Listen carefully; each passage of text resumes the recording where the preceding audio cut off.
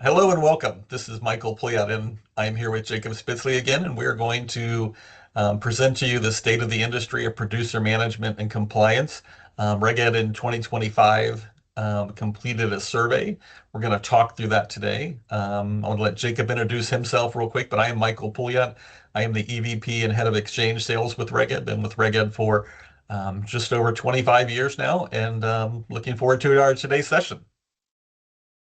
Hi, I'm Jacob Spitz. I'm the VP of Product Management, responsible for our licensing and registration solution sets. Been with Reg Ed for about 20 years, a little over 20 years now, and excited to share what we're hearing in the industry and the results of the survey we sent out last year. Sounds great. Well, looking at the agenda, we're going to cover several topics today. And I think one of the most relevant is the agent and agency onboarding process, compliance validations, technology integration, automation, artificial intelligence, outsourcing, and adjuster licensing. Not so much in this exact order, but we'll walk through each of these today, give you some insight to what our customers shared with us. And we'll also throw in some information that Jacob and I have picked up our customer conversations over the last year as well, and where we think the industry is heading. And then we'll end up on how Reg Ed can help. So we're very excited to be here again today and looking forward to the presentation. About the survey. So give you a little information about the survey. It was sent out last year. About 63% of the respondents were in the life and health space, 20 or 42 in the property and casualty space, and about 30 in the health space. Most of the individuals who responded work in licensing, about 67%. 50%, just over 50% work in compliance, with other span in legal and distribution. Again, we have representation from all different size of firms. 27% were under 1,000 producers, but 19% had more than 50,000 producers, and the rest fell in between that category. But that gave us a great representation of both large companies and small companies. And that's one of the things we did notice in the last year, is that the number of our mid-market firm customers has really increased in volume. And we had a great year in the mid-market. And really, it's another focus for Reg Ed. We see a lot of requests for innovation there that hasn't been there in the past. We'll also look at different distribution models. 81% rely on independent, and 54% operate with the broker-dealer partner, which kind of lines up with the line of business, with 42% being in the, over 60% being in the life insurance business.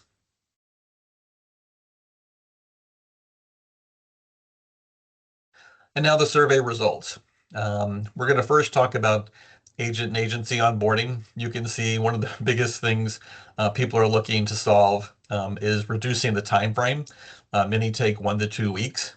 It's a manual process for many customers still today. Hard to believe in today's time. Agents, a lot of places still like to fill out paperwork. Also, there's a large lack of integration with downstream systems, high administrative workload, and technology limitations, and linked to onboard. One of the things we hear a lot from our customers about the onboarding process is that they're trying to make this a better user experience, cut down the time. Many of the paper-based processes today lead to error-prone NIGOs. Customers tell us that it really adds another week on to the process, in anywhere from 30 to all the way up to 60% NIGO rates that they receive on the paperwork that they receive from agents, where they're missing information, which then takes down and requires them to track down the producer, get the missing information, slows that process down completely. And it really creates a process where it requires a lot of time and effort to follow up with that agent. They have a poor experience. Getting communication back to the producer about where they're at requires a lot of phone calls, and it's not visible online. Really don't have an agent tracker, as we call it, being able to see the status of that whole process. So it really makes a very difficult process. I can tell you, based on our experience, 5 years ago, people asked this question, but it really wasn't a priority to them. Over the last, I would say, 4 years, we've seen a real increase in where this has now become the number one thing when companies come to us with an RFP for producer management. Onboarding is really at the top of the list, and it really is to compete and be able to make yourself easier to do business with. A lot of companies have spent efforts and money around building producer websites, but not really the onboarding process. And we've seen a big, real transition to companies really focusing on this over the last several years, really making it their top priority. It's really been a process that our alignment, our market team and product team have really been working hard on this and really had us out in forefront on this. And so our solution had come to market about 4 years ago, right as the need was really, coming to a point, and really has been able to make our customers very successful in this process. So it really lines up to what we're seeing today in the marketplace. Jacob, did you have anything else to add? Yeah, I mean, I agree with everything you said there, Michael, but the first two feedback responses here are probably the most interesting to me. So as you had mentioned, like a lot of it is still manual and paper based, and then there's probably direct correlation to that is a lack of integration. I personally think, based on the conversations I've had with customers, that a lot of this push is due to the next generations of producers coming on board, right? There's an expectation that, like, if you hand a millennial or a Gen Z a pack of paper and say fill this out, I almost assure you they're going to the next carrier on the list. They're going to the next employer. Like, it's just they're not going to go down that path. So there's a big focus here, just from a purely onboarding perspective. And I think what highlights the need for this is 4% noted that they're very satisfied with their onboarding process. That I don't know that I've seen a number that low when we ask about a satisfaction with a particular topic, but that just highlights the need for some innovation in this space. And 1 to 2 weeks to onboard somebody is with today's technology is a bit outrageous, right? I mean, this is something that, with the technology available, putting it online, integrating it with your internal systems, you can automate so much of this process and really cut that down to sometimes hours, versus days or weeks. So I suspect we'll continue to see this be a hot topic, and as the generation shift of workforce, I think you'll continue to see a push for technology and innovation in the onboarding process. Yeah, I know we had a customer go live in October, a top five insurance carrier, and they indicated that on their first day they went live, they had 12 new agencies come in the morning, and that by noon they were all approved. And they indicated that in previous to this being launched, that would have taken about 2 weeks to get those 12 agencies onboarded. So it was something that happened, as you said, within hours, made a big difference in their operation, really made a big difference in building a relationship with that new organization that's going to come sell for them, and really brought them, to the point of where they said, this really justified the project. It was the largest project in the history of the company, because they went from an internal platform to a vendor platform, and it had to touch 110 systems, believe it or not.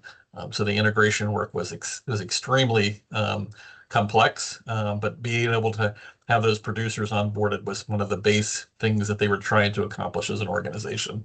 They're part of that 4%, right? Yeah. All right, you want to go to the next survey? Talk a little bit about technology integration here. We posed the question about challenges with integration and producer data. Producer data is one of the most requested data sets across an organization, yet it doesn't have nearly the integration that people are looking for. So if you look across the board, I mean, these are pretty high numbers, right? As far as what the reasoning is behind it. I would take the technology limitations that what we see, and what we see with our own customer base too, is, they get funding for a project, they implement. At the time, they always implement whatever is the latest and greatest technology. But if you haven't relooked at this in a long time, there tends to be new technology available, new integration available, new ways to manage these processes. It really is an evolving technology, is always an evolving thing. And so unless you continuously look at it, you're going to continue to run across technology limitations with the current stack. So I think it's really important that firms are looking at how do they eliminate this. So it's kind of housed in this technology limitations bucket, if you will. But I think a lot of this actually has to do with just nothing has been touched with this technology or the data in a long time. And as a result of that, I think you start to miss out on things like efficiency and cost savings, things along those lines. Not terribly surprised to see 4% say that they're fully integrated. I think anytime you use terminology like fully, people get a little apprehensive about what that means. Um, there's always probably a new system that wants the data, always a new part of the organization that's interested in managing or having access to the data. Um, so not surprising to see that number is listed, but I think you do see some higher things. But between, if you use a vendor like Reged, standardization is kind of built into that. It eliminates the need for internal resources. There's data quality controls put in place, so it really kind of streamlines this process.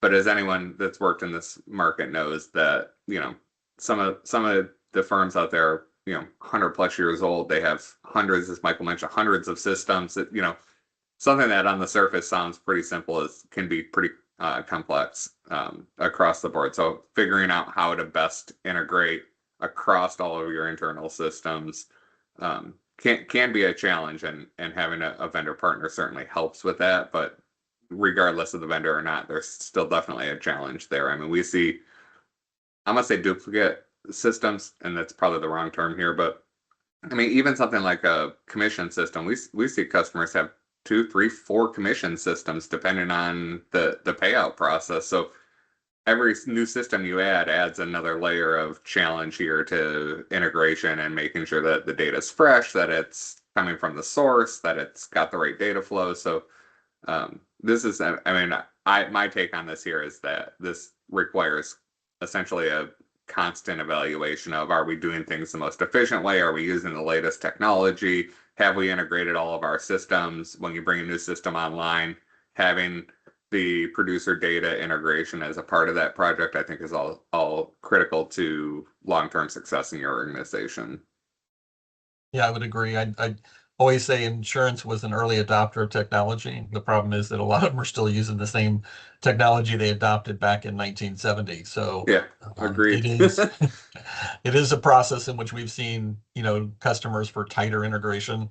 That also is just not within their own systems, the larger ecosystem that they work within, business partners, whether it's the NIPR, FINRA, being able to pull data in from them to improve the onboarding process for new individuals. Again, ask as little as possible to get them onboarded, and supplement that with integration with other systems in that process. But again, what we've seen is just a larger need for integration, and really what we've seen in many of these cases, like the one we just talked about with the carrier, and another one we just signed in December, is that it's the first step in their digital modernization process, in which they're going through and starting at the base, which onboarding, as Jacob said, is the base event. It's the first process.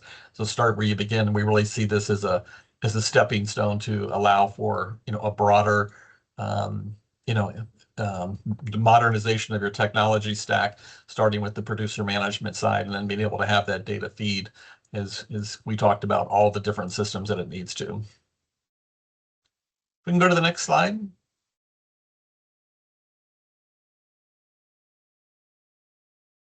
Compliance validations. This is something that a lot of our customers, a lot of them build validations around the process when training came into the annuity market, over a dozen years ago.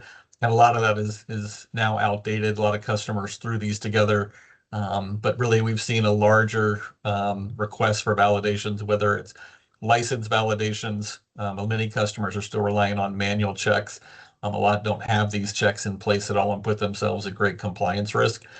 We've seen a big change in the way market conduct audits are done, where they ask for data versus files, and now they look at a much larger segment of data. So customers have become in desire to become more compliant, really, with having built-in license validations. Validations also can drive, in our case, just-in-time appointment processing, which is one of the biggest, waste of money for an insurance carrier, where they're paying appointment fees for individuals that aren't producing, but being able to wait and have this integrated with back-end systems, both from the adding as well as taking off a producer. So when they meet the threshold of not producing within so many time, but that need to integrate with the producer management world is continued to increase. We see the need for validations both from a license and appointment as well as the education side. Being able to validate that someone has completed all their training and being able to aggregate data in from multiple different sources to do this. Again, FINRA from the registration standpoint, the insurance licensing piece, your own different data vendors that you might be working with. From a training perspective, Reged, of course, has real-time data with its training platform, but being able to really take the data in, run all the validations and all the reciprocity rules, which are very complex in the training world. The states aren't making it any easier. In fact, when Jacob spoke with the NIPR last year at the InsurTech conference out in Vegas, they talked about how over the last 5 years they've seen states move away from, kind of doing things in a more holistic way across all states. They now see states taking more one-off steps and being able to become more complex, which is adding more complexities to this process. So it really pays to work with a vendor who can validate the training, run the reciprocity rules, aggregate data from multiple different sources, but really being able to take on that process and being able to validate the information both, and not just at the new business time, everything out from when someone's giving a soft stop during when they're offering a illustration of a policy of what it might do for them over the next 20 years, but also being able to do that at the time of binding the business, and really paying commission. So there can easily be 3 to 4 different steps in that process of being able to validate both the license, appointment, and training data for this process. So it's really becoming more complex, and a need to do it in real time with your many different systems. The one we signed in December, they have, I think, 4 different new business systems that they work with today. And they're going to add another division that'll make it 5 or 6. So again, being able to have a standardized source that can validate that data across all their different systems has been a key thing in their decision factor to come with Reg Ed. Anything else Yeah, you want to add, Jacob? yeah. This is one that that when the need for validations like this came out, like a more automated validation process, at the time, I would agree with most of the firms that building it internally probably wasn't the hardest thing in the world, right? They had all the data. Um, but to Michael's point earlier, it has spiraled in a level of complexity since then. And anytime you build yourself, there's a maintenance thing that I don't know that I've ever seen a firm adequately account for long term. And so what happens is it gets really stale really quick, and you end up, it works for maybe 60-70% of the business, then it works for 60% of the business, but every chunk of that business that no longer can flow through that automated process then becomes manual, which I think starts to drive some of this manual piece here that you see. So it's not, I'm not terribly surprised here that over 50% say that it's internally built. I'm sure that they have certain states all of a sudden become out of compliance with it, and those have to be manually checked, or new product is added that's not accounted for here, or it's checking 3/4 of it and you still have to check the training piece. So marginally better, sure, but still certainly area for improvement. I would say the driver of this is most likely the technology. So 20 years ago, to get business placed on paper was not unheard of, right? But everything is electronic now. Everything is real time. Everyone has APIs. So all of a sudden, this need to validate in real time through an automated process has really spiked here. I would agree with Michael that I think this is one area that a firm's time, resources, and money spent building internally is probably not worth it for them. They're not experts in this area. That time and resources should really be spent on something that's going to drive additional revenue for your firm versus compliance, where you have compliance experts out there that can do this, that do it across the industry, that keep it maintained, that it's all kind of seamless for you, and you kind of rest easy knowing that it's all checked already. Yeah, and one thing I would add that Jacob brought up a great point is the update process. Is that customers also tell us that then when they build this in-house, they have to pull those resources off other more critical projects because compliance comes first. And they have to then, delay other projects is a big factor in this process because those everybody has limited resources and you have to pull those people off, other more critical new business applications that really result in resource allocation problems that result in delays to other more critical projects.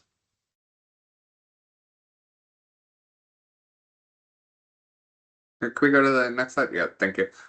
I want to talk about automation. This is one that I'm gonna say is near and dear to me. I will say probably 10 plus years ago, our client advisory board started coming to us with the request to add automation throughout the organization. And over the last 10 years, Rugged has been able to automate the end-to-end process. So as much automation as possible in the onboarding we talked about. Michael talked about a little bit about the just-in-time appointment process and the automation we've built there.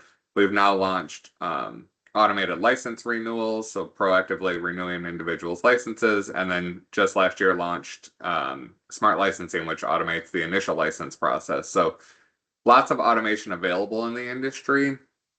Some of these results here, right? If I look at the high numbers on this list, reporting and analytics, no big surprise here, right? You have the data. Firms typically have, especially larger firms, have purchased something like Snowflake, Power BI, one of these big reporting engines, right? And since the data is there, it kind of helps on that front. Where we don't see a lot of automation that has a big benefit to firms is within the compliance side, right? So we talked about automating the validation for compliance. We've talked about onboarding, and then all the items I just mentioned in licensing and registration. So the automation is available. I think it's just a matter of firms coming up with the resources and the appetite to take on these projects. These automation, it's a huge saver of time, resources, and money, right? So you move to just in time is probably the most egregious example of where you can save money, right? The numbers add up pretty quick. You wouldn't think so with an appointment being between $5 and $20, but we have firms come back to us and say when they switch to just in time through that compliance validation that their savings is in the millions. Then that doesn't even account for the number of people who no longer have to touch this stuff. When it's all put together, that really generates a real time savings. But even things on the licensing side, the renewals, the initial licensing, it's cost savings and compliance fines that you avoid. You have cost savings in people's time and not processing these things, but knowing that it's done. Probably the biggest benefit that doesn't have a hard ROI on it, I think, would be the producer satisfaction. Right, so the least you have to involve the producer in the compliance process, and you can automate it and proactively provide these processes, the much better experience you're providing for that producer, the more likely that they are to continue to bring business. So that's one of the things we've seen pretty consistently over the years is that producers, they're sales reps at heart, right? That's what they're doing. They will almost always take the path of least resistance. So if your firm is the easiest one to work with, you're providing them the most benefit. They don't have to get involved in it. You're taking care of everything. Those are the producers that continuously come back. I would say that the reason the numbers on the left here, the reasoning why really you see a lack of automation, this is pretty consistent with what we hear across the board, right? Firms don't have the resources or the budget. It's not a priority project at the time, so those numbers tend to be fairly high, or their current tools in place don't allow for it, and so it's still manual. And this is one of those things where it's like, look, if your manual process is working and you're staying compliant, it's hard to get the attention, and letting it go is not an option, right? Letting that compliance fail is not an option. So it's a tricky place to be, to have to pitch that case and get the resources and priority and budget to do this, but it's certainly worth it in the long run. Yeah, and I know we're actually rolling out we've taken a lot of this on the insurance side. We're also pushing a lot of this on the broker-dealer space now, with smart registrations that Jacob and team have worked on over the last year. Also smart appointments for the broker-dealer side. So really reducing the number of touch points for them. I think 2 points I'd also make is that, these are real statistics. I think one customer at the end of the year shared us They get 96% of their appointments and terminations out the door without intervention. They get 93% of their renewals, and this is a large direct-to-consumer call center market company where they process over 1 million appointments a year, if you can believe that, and over 100,000 license applications and about 250,000 renewals. So those touch point reductions really make a big benefit to them, but also from the staff improvement. It gets the staff out of shuffling paperwork, processing transactions, and really providing more value to that relationship with the producer and your agency partners, being able to be more consultative, proactive with them. So really being able to then also scale. When companies want to grow, the last thing you want to do is go out and hire 5 new staff members. You want the automation to be able to scale and support your growth.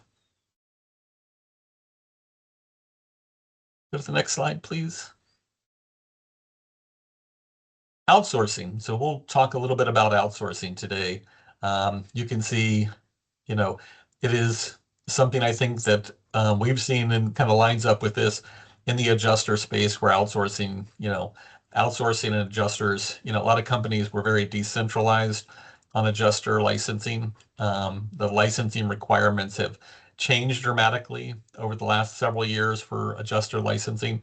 One of the things that we've seen in-house is that the number of licenses that an adjuster holds has increased dramatically, but they used to hold 1 or 2 states, maybe a neighboring state. Where now a lot of particularly in the auto market, a lot of adjusters and even, other claims, liability claims, they're handling large swaths of territory now. So the adjuster is now licensed in all the reciprocal states.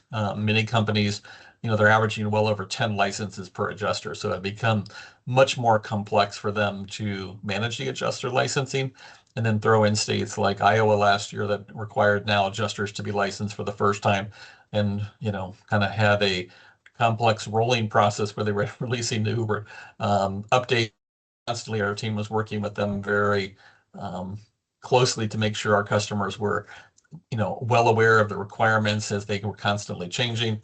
But we've worked very closely with all of our customers, but outsourcing really on the adjuster space has a good fit. It is complex. It has a lot of reciprocity. It doesn't have as much reciprocity as the producer side. So it does require a lot of work there. But we do see this being something of a growth area for us. Companies are looking to, again, I think Jacob brought up the point earlier, where they can provide value. And licensing typically is not an area of differentiating, even though we think we can do a lot of differentiating with our services to improve that agent experience, both from the onboarding training process, all within one solution set, but being able to really take that process from start to finish. But, we do see outsourcing becoming more prevalent in the adjuster space, but there's also been several carriers on the producer side, particularly around those that are involved in more direct writing, where they have an agent force, whether it's a sales center or whether it's a call center or whether it's a service center, outsourcing that licensing process, really focusing on your core business has become much more prevalent. So we've seen a big increase in that line of business when it comes to outsourcing. Jacob, anything you wanted to add?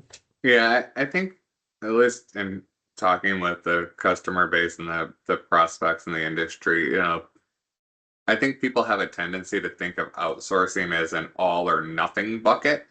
Right? I either outsource my licensing or registration group or I don't. I think the most effective use of it is when we see our customers who essentially outsource the complex things that they don't want their team to have to manage, or they outsource the kind of time-consuming processes, right? So that's probably why we see so much in the adjuster space, right? So the areas that are complex and time-consuming are kind of ideally suited for an outsourced solution.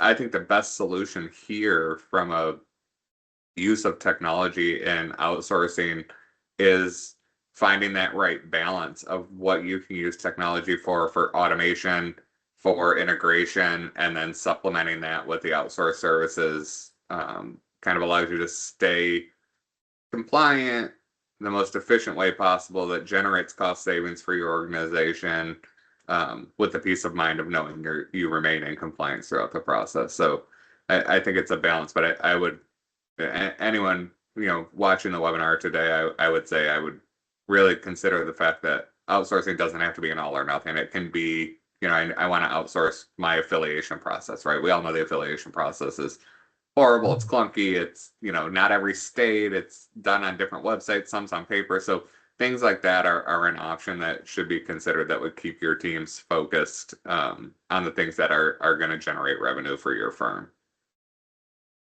Great feedback. Can we move to the next slide? Look, we made it almost 30 minutes, I think, Michael, if I'm watching the clock correctly, without somebody saying AI. So if you thought you were going to get through this webinar without us talking about AI, I'm sorry to be the one to burst that bubble. We did ask about AI. Anytime we have emerging technology that has the potential that AI does, it gets a lot of attention. When we asked, a large portion, 61%, were anticipating an increase in AI. No shock there. It's probably going to be much higher than that over the next year or so. And a high percentage also found their AI policies are going to become more permissive in the next year and a half.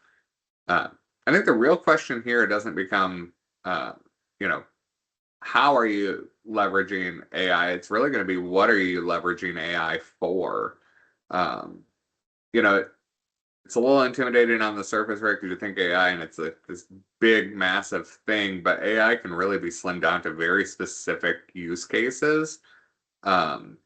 This is probably the quickest I've seen in my 20 years. So it's probably the quickest I've seen the insurance and security space take to a technology. If I think back to even automation, so we started doing hands-free automation based on your business rules, where it's all configured, right? If X, Y, and Z happens, then do step one, and send it out the door. And even when we launched that, I mean, we had to launch essentially most people twice, right? Everyone would go, I want the automation, but I want it to stop. I want to look at it first. And so we would generate all this stuff and put it in a queue, and 3 to 6 months later, they'd be calling us going, why do I have to open this queue every day and hit submit? I don't even look at these things anymore. And we'd have to reconfigure them to auto submit to the regulator. I think that we're seeing an adoption here in AI that's going to move a lot faster than that. There's a lot to still come from this, so we need to determine, based on what the firms out there are saying, what the policies are. We've seen a range of policies across the space. Some that say no, not at all. I'm not touching it. We're going to wait this out a little longer. We see some that say, yeah, we can use AI, but it has to be within our walls, right? You can't go outside of our walls to use AI. We want to have more control. And we've seen firms that are all in. I mean, you say AI and the compliance leaders go, you know what? I can get that approved, right? That's the easy project to get approved right now. But it is an evolving landscape. I anticipate it changing quite a bit over the next 12 to 18 months. Reg Ed has a big AI initiative. I think AI in compliance is tricky, right? So AI does all these cool things that we see in our daily lives. But when we talk about compliance, the idea of using artificial intelligence to manage your compliance, it can be a bit intimidating, right? So I think in order to do this successfully, we have to be thoughtful about it. The design of it has to allow for all the things you would expect in compliance, right? Auditing, visibility into what's happening. All of that stuff will have to be baked into any AI solutions. But I think we'll see this rolled out in the next 12 to 18 months. I think it's going to come in small pieces, right? It's going to start with things like chatbots, right? So instead of your producer calling you, letting them go into the system and say, hey, can I do this thing? And letting the system look at your policies and procedures, letting it look at your licensing data and say, yeah, Michael, you can sell that policy in North Carolina, or no, you can't, right? You're not licensed there, and in order to do that, you need to do X, Y, and Z. where it's less compliance and more, regurgitating information to them that they probably all have access to, but we know they won't read. And so I think you'll see it rolled out like that. I think you'll see it rolled out in the reporting world, right? And ultimately, we'll see it end up in the actual regulatory transaction space, but I think that's probably the farthest out there. I think we'll start to see it in our daily lives, in your daily compliance lives first, and then kind of long term.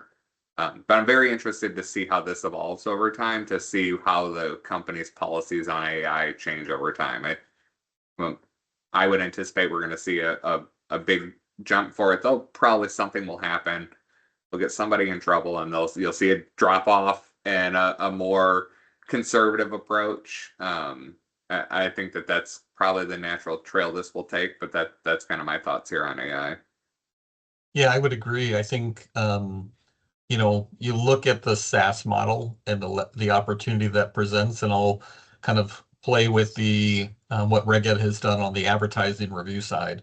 In cooperation and joint partnership with our customers, we've released probably 4 major releases on AI that have really been game changers in that process, and it's been because it's been a collaboration, really from the customer's perspective as to what makes the most impact, and been more of a deliberate approach and being able to see blacklining, being able to see comparisons of documents.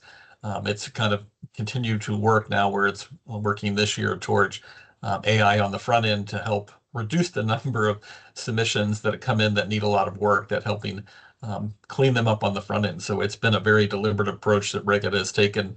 Our owners have invested heavily in AI and given us the resources to do that, but it really is something I think that, as Jacob said, with a partner like Reged who's got experience in this, but being able to then leverage, the customer base that we have, get all their thoughts and how we can improve this is something that really is going to play out over the next 2 years. But I think we'll continue to be a leader on. Yeah, I think one thing I would point out here, Michael, is that anyone that's listening here, artificial intelligence is obviously it's emerging technology. One of the things that, if I were looking at how to best leverage this in something like compliance, is you almost want a compliance firm to take the lead here, right? Because Right. a technology firm that's purely a technology firm that does not understand the intricacies of the industry and compliance and the downstream impact of this, I think will so it's going to be a bumpy road for sure. Versus a compliance firm that is aware of all the rules and regulations, understands the day-to-day operation of your firm, understands what your teams are doing on a day-to-day process, understands what the um, states or regulatory bodies are looking for. I think that's really important. You can tend to lose with just purely technology of, the requirement is you must be licensed in the state. Well, that's an easy thing to program for, right? Especially something like AI.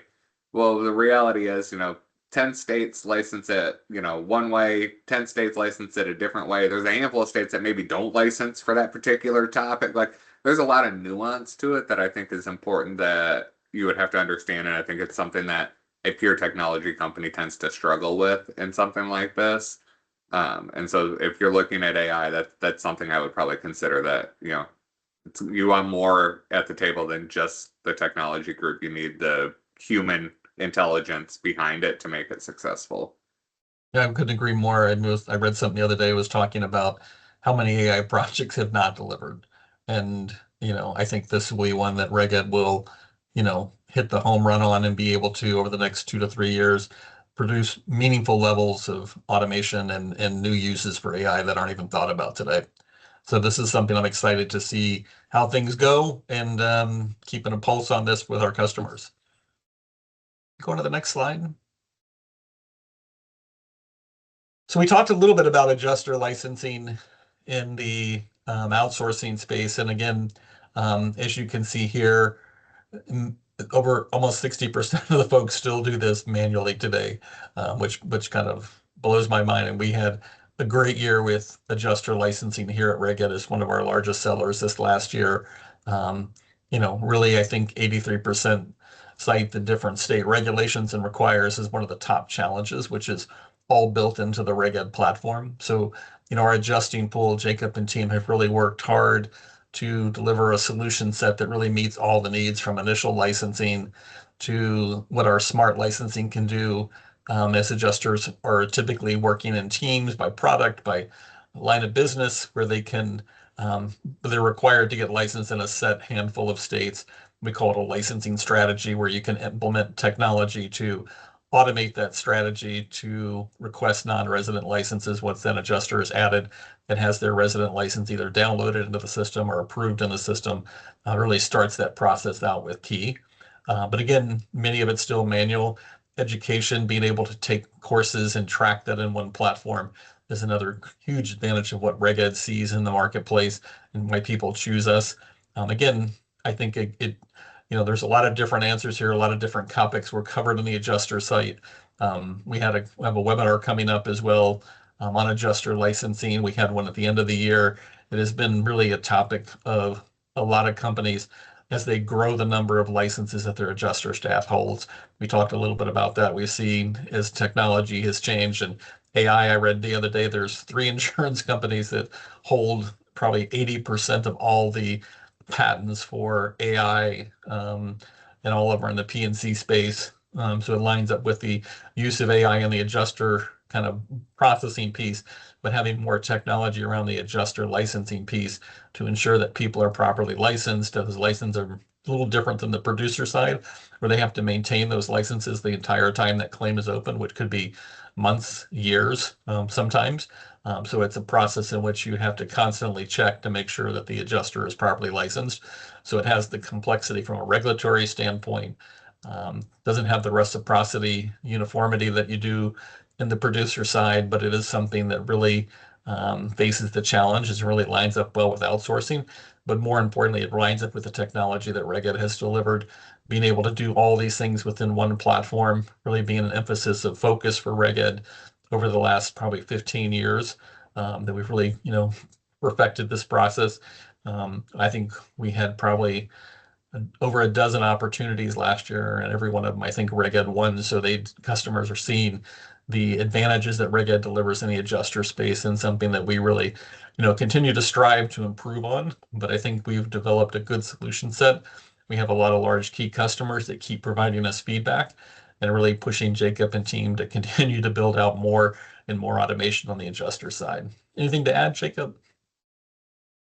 No, I don't have a lot to add here. This adjuster licensing and continuing education are the 2 areas in this market space that blow my mind of how complex this industry has managed to make these 2 things.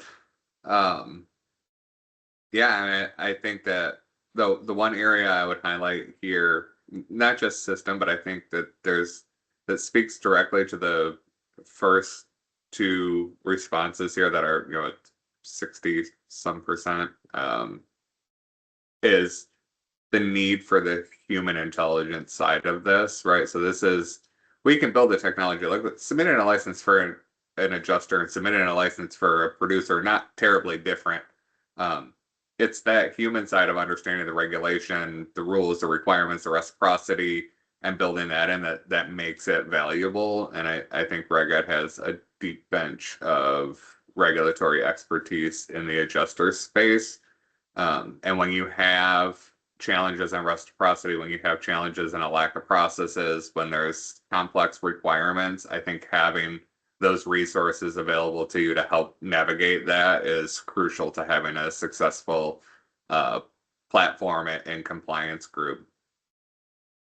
Yeah, I think Reg Ed combines the right technology with the right level of automation around the regulatory part of it, being able to have a regulatory team that's 35 people deep that really continue to build out this and help our customers understand the complexities, simplifying them as much as we can, and again, being able to be there to provide any guidance and direction as they go through that process. So it really is a combination of technology as well as the ability to integrate customer rules, but also more importantly, the regulatory rules into a single solution with configuration versus customization, being able to give them that level of integration with their HR system. So when new adjusters are hired, being able to automatically apply for their non-resident licenses, they're keeping their renewals automated, making sure no license gets left behind, as I call it, making sure that that process runs smoothly and really becomes a management by exception. Go to the next slide. So how can Reg Ed help? We've talked a lot about that during the presentation today. Agency and agent onboarding. One thing I failed to mention was the aggregation of data. Some companies will have to work with producer groups that are, maybe want to use the DTCC, maybe want to use another vendor form that's more focused on the IMO market. But really, Reg Ed can consolidate that from its front end all the way through that process of being able to bring on new producers, automate that. The other things that have to happen in that space, whether it's a background check, pulling data from the regulatory sources, pulling data from your back-end systems, assigning agent numbers, being able to automate that full process and the whole life cycle. The FINRA compliance, the insurance and securities training.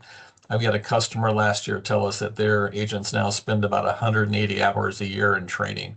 Hard to believe, but being able to have one place to be able to see and take all the courses that have to be able to go through that process, being able to manage the producer data maintenance aspect of it. One of the things that really is important is making sure your data matches that and gives you the gold source of data when it comes to both the NIPR and FINRA. Automating the transaction process. Again, that was one of our big focuses today. Reg Ed is really with this smart suite and moving to Eddie in this year with our technology, being able to take and automate as many of those transactions where you're really focusing on the ones that get you in trouble, where it really kind of helps your group find out the things that really need to be looked at versus looking at the 98% of the things that can be done through automatically. And again, integration with your back-end systems, the signal to sell, and that can be a signal to adjust as well, but managing that whole life cycle. Reg Ed has built the exchange platform out over the last 25 years, upgraded the technology, but continued to invest in both the regulatory aspect of this as well as automating as much as possible and integrating with as many things as necessary for a client, whether it's their back-end systems or another vendor system that they need to background investigations ordering, but really being able to manage that entire producer lifecycle. And is anything that we can do? I'm going to say, let Jacob and I know. We're both happy to reach out to you, have a consultation with you about what we can do as way as automating, being able to take even current customers, adding additional steps in the technology platform. We're happy to meet with anyone. We're excited about 2026. Hard to believe I say that, but also, the and beyond process. I think you'll see an excellent roadmap. Reg Ed in 2025 went out and redid its product management group, brought in more focus on three particular markets: the carrier market, the broker dealer market, as well as the distributor adjuster market. So Jacob's now expanded his team with a lot of focus on meeting with our customers more on a regular basis, but also keeping their pulse on the industry to ensure that our exchange platform continues to automate. So I want to thank everybody today for joining us.